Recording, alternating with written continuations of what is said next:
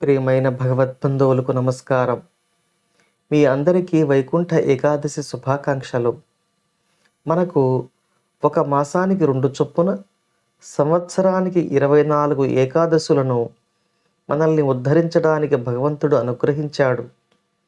ఈ 24 ఏకాదశులలో అత్యంత ముఖ్యమైనది వైకుంఠ ఏకాదశి.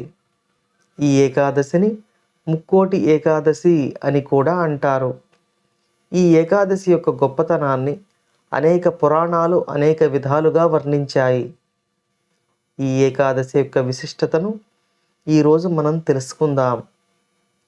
ఏ పర్వదినానికి లేని ప్రాముఖ్యత ఈ ఏకాదశికి ఉత్తర ద్వార దర్శనం కల్పించింది.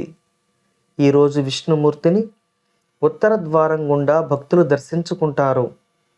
ఈ ఉత్తర ద్వారం గుండా దర్శించుకోవడం ఎందుకు అంత పుణ్యప్రదమైందో, శ్రీహరి ఈ ద్వార దర్శనానికి ఎవరి ప్రార్థన మేరకు ఇంతటి ప్రాధాన్యత ఇచ్చాడో మనం తెలుసుకుందాం.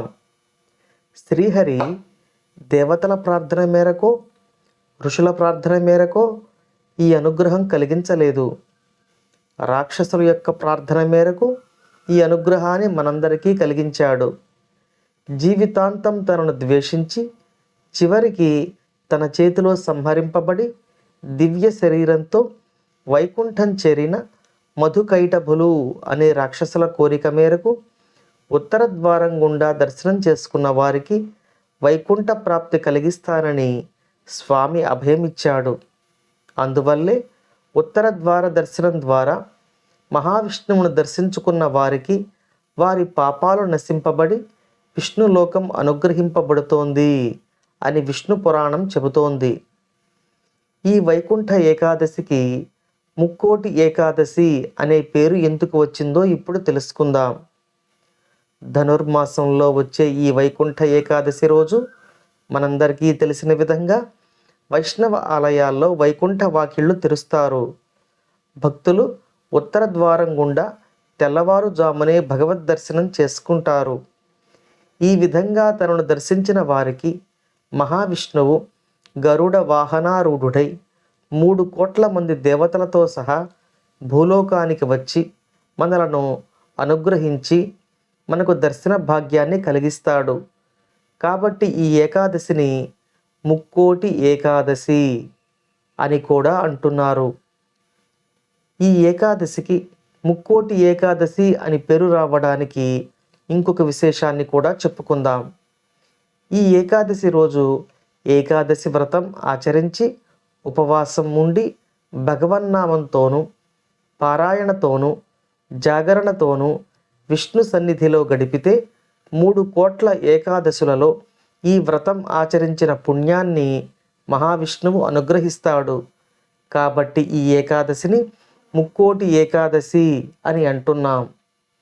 ఇక పద్మపురాణం ప్రకారం విష్ణువు నుంచి ఉద్భవించిన శక్తి మురా అనే రాక్షసుడిని సంహరించిన రోజు వైకుంఠ ఏకాదశి.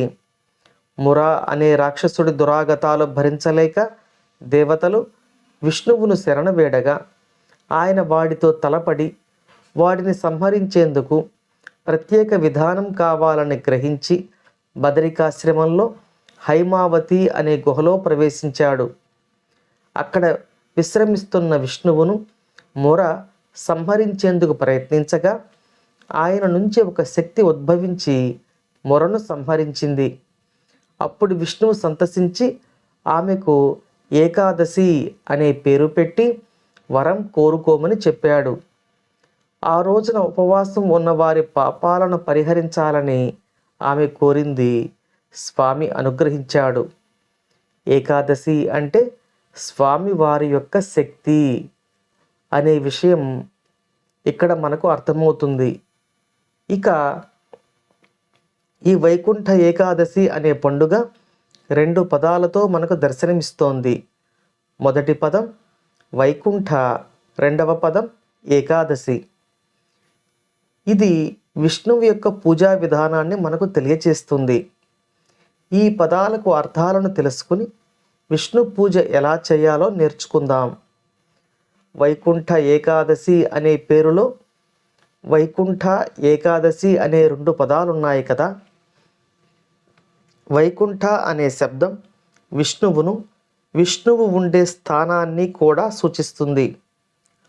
చాక్షుష మన్వంతరంలో వికుంఠ అనే మహాభక్తురాలికి పుత్రునిగా అవతరించినందువల్ల విష్ణువు వైకుంఠ అయ్యాడు. అదే కాక జీవుల యొక్క పరిపాలన చూసేవాడు, వారు ధర్మ విరుద్ధంగా ప్రవర్తించకుండా కట్టడి చేసేవాడు అనే అర్థాలు ఈ నామానికి ఉన్నాయి. ఇక ఏకాదశి అంటే 11. 5 కర్మేంద్రియాలు, 5 జ్ఞానేంద్రియాలు మనసుతో కలిసి 11 అవుతున్నాయి. ఈ 11ంటిని ఉపయోగించి ఏకాగ్రతతో వైకుంఠవాసుని సేవలో ఉంటే పవిత్రత కలిగి పాపములు నశింపబడి విష్ణు సన్నిధికి చేరుతారు అనే అర్థం ఈ వైకుంఠ ఏకాదశి పర్వదినానికి ఉంది. ఇంతటి పవిత్రమైన రోజున విష్ణు స్మరణ చేసే అదృష్టం, విష్ణువు కథను వినే అదృష్టం మనందరికీ కలగాలని కోరుకుంటూ ఓం నమో నారాయణాయ.